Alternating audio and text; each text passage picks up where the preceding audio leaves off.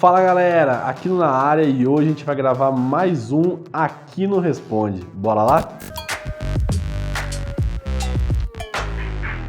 Bom pessoal, como de praxe, então a gente separou aqui 5 perguntas, oriundas lá do nosso Instagram. Se você não nos segue no Instagram, eu te convido a acompanhar por lá, é @aquinoexplica. A gente sempre tenta soltar um conteúdo de muita qualidade lá, tá? E quase que diariamente, então com certeza tem muita coisa boa para você lá. Então a produção separou aqui 5 perguntas e, enfim, não sei quais são e vou estar aqui olhando com vocês, quase que reagindo a essas perguntas, e respondendo com bastante atenção. Se você não sabe, a gente tem uma caixinha de perguntas lá no nosso Instagram, que a gente abre aí 1 ou 2 vezes por mês, e é a tua oportunidade de mandar as tuas dúvidas, perguntas ali que você de repente quer um pouco mais de atenção, uma resposta um pouco mais detalhada. Então essa é a tua oportunidade, porque a gente sempre responde nesse vídeo aqui, beleza? Então bora lá. A primeira pergunta aqui é: qual o desafio que você recebeu ao longo da carreira que mais foi motivador e empolgante para você? Essa é uma pergunta difícil, mas pensando aqui agora, eu acho que o maior desafio, talvez um desafio que foi mais motivador e empolgante para mim foi quando eu comecei a liderar pessoas. E assim, o motivo para isso é porque quando você é novo de carreira, é muito complicado assim essa posição de liderança, porque você acaba, às vezes, não tendo muito jeito com pessoas, Às vezes é muito difícil você ser, de fato, um líder, Você acaba inclinando muito a ser um chefe, de ficar dando ordem e tudo mais. Então isso foi uma coisa muito difícil para mim, porque eu não tinha muita experiência com liderança, ao mesmo tempo o time precisava bastante desse apoio, um pouco mais perto. Então foi algo muito motivador, assim. E com certeza um fator bem complicado também quando a gente fala sobre essa atuação de liderança é porque você está interagindo com pessoas, E pessoas, cada um ali tem um contexto. Então, assim, para mim, um desafio que eu tive bem grande, assim, foi bem no começo da minha carreira, quando eu tive que liderar um time e tinha uma pessoa que ela tinha uma leve deficiência visual, E era muito complicado aquilo ali, porque eu não tinha muito noção de como lidar com aquilo, Então a forma como essa pessoa lia ali os códigos no computador, a forma como ela acabava trabalhando no dia a dia era um pouco diferente. Então, assim, foi com certeza um grande aprendizado para mim e que hoje é muito útil, nos times que eu lidero. Então, assim, com certeza a minha resposta é liderar pessoas, tá? Foi com certeza muito motivador e empolgante ao mesmo tempo. Beleza? E muito obrigado a você que mandou essa pergunta aí. A próxima pergunta aqui é: você também cobre sua webcam com adesivo? Com certeza, tá? Cubram sua webcam, porque, enfim, tem muita gente aí fazendo coisas erradas na internet. Essas são, hein? Viu? Sumiu! A terceira pergunta é: qual o nível máximo que um programador consegue alcançar sem se tornar um líder? Qual o cargo máximo? Essa é uma excelente pergunta, tá? E, assim, existem 2 aspectos nela, assim.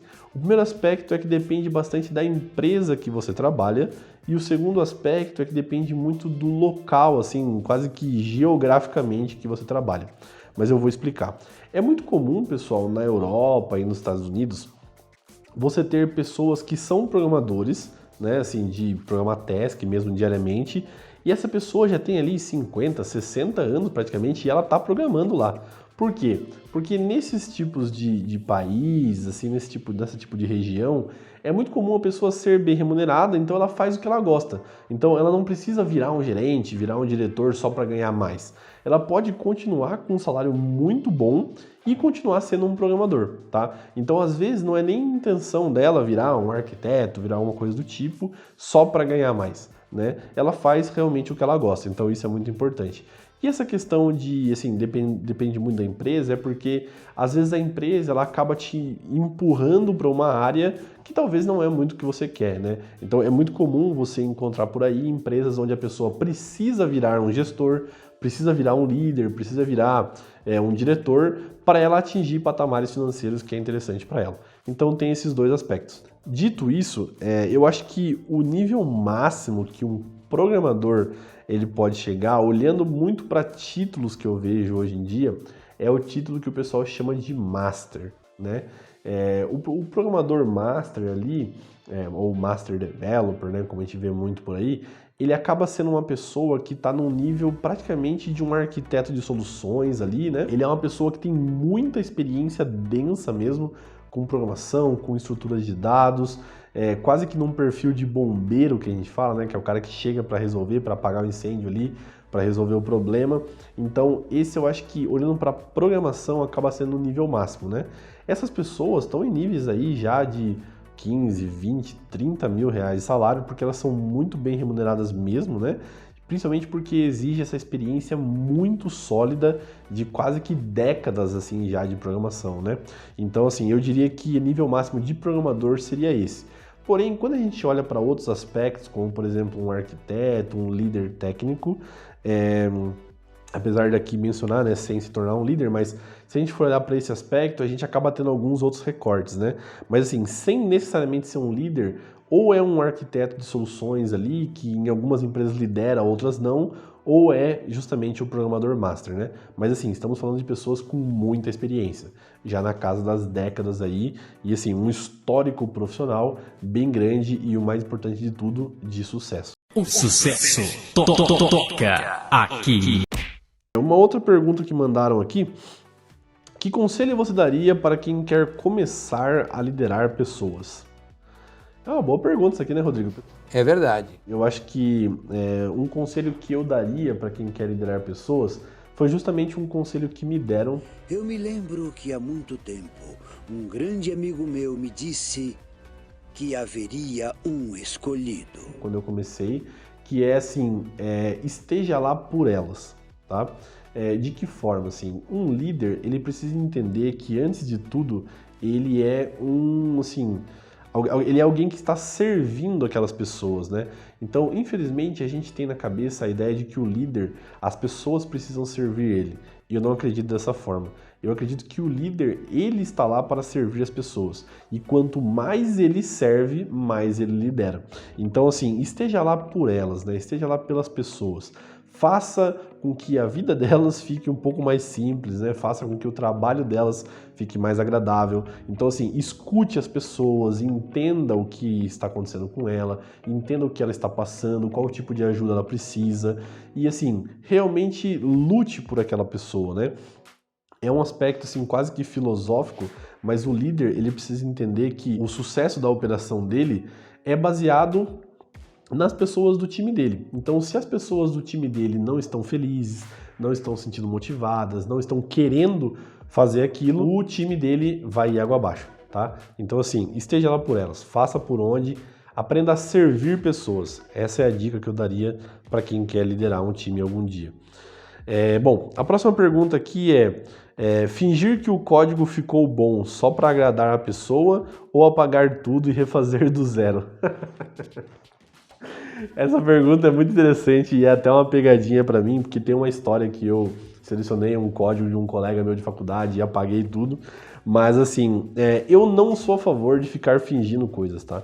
Então assim, seja sincero, chega uma pessoa e fala, olha, Isso aqui é uma porcaria! o seu código talvez não está da melhor forma possível, né? Vamos tentar refazer aqui, não necessariamente talvez apagar e fazer do zero, mas assim, deixar claro que talvez não está da melhor forma, caso não esteja, né? E assim, tentar ajudar a pessoa a entender como estruturar aquilo, ainda que seja necessário começar do zero, né? Então assim, avalie cada caso, mas assim, seja sincero, não precisa ficar inventando história só para não magoar ou não ofender a pessoa. Saiba falar com a pessoa, tenha jeito, tenha certeza que você vai conseguir explicar para ela como melhorar o código, sem também ser muito ofensivo, né? Então, essa é a forma como eu faria hoje em dia. A próxima pergunta aqui foi, qual foi a maior burrada que você já presenciou no meio da programação, que trouxe graves consequências? Essa é uma pergunta muito legal e teve um acontecido que eu presenciei uma vez. Eu trabalhava numa empresa e nós tínhamos um cliente, o qual esse cliente utilizava uma ferramenta para gerar documentos assim em Word, né, gerar relatórios e tudo mais.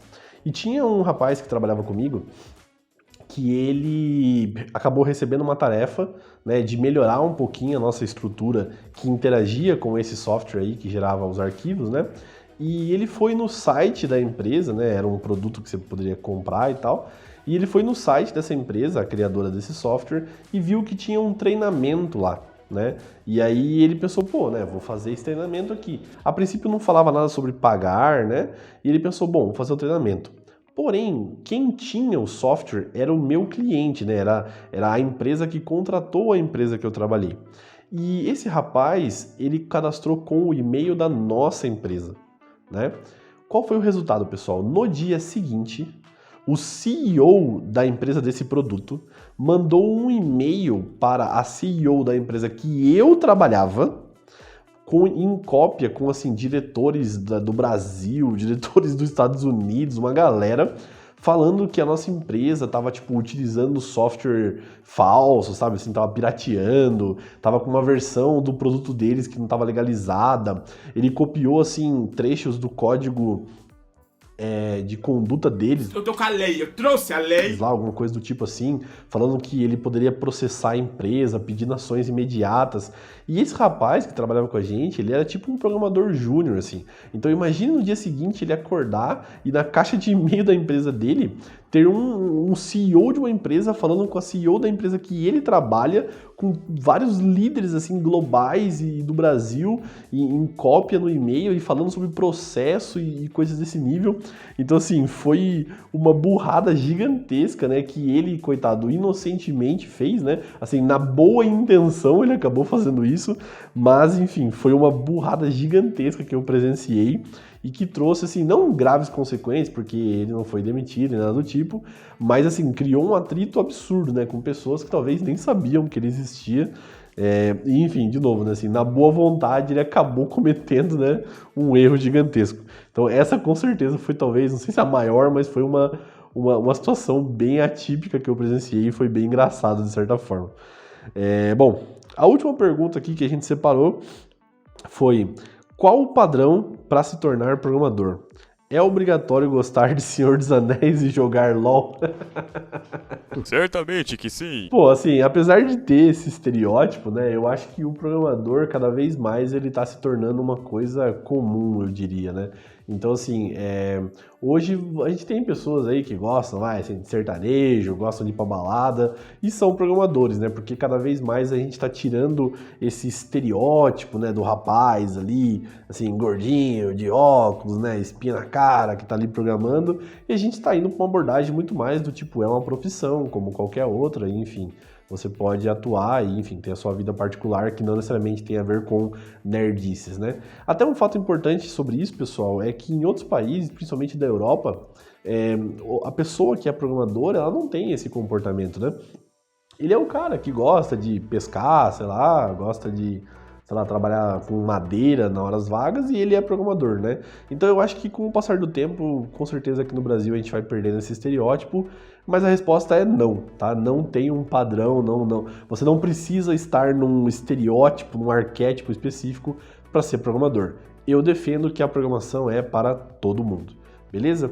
Bom, pessoal, esse foi o vídeo de hoje. Se você gostou desse vídeo, já te convido a deixar um like, se inscrever no nosso canal, nos siga nas redes sociais, a gente está presente aí tanto no Instagram quanto no TikTok, sempre tentando soltar um conteúdo quase que diário lá e um conteúdo de qualidade. E, enfim, te convido a nos acompanhar pelas redes sociais. Se você não é inscrito no canal, se inscreva, ativa o sininho, tá? Fica ligado que a gente sempre solta um vídeo semanalmente aqui para vocês, tá? Muito obrigado pela sua atenção, um abraço e até o próximo vídeo.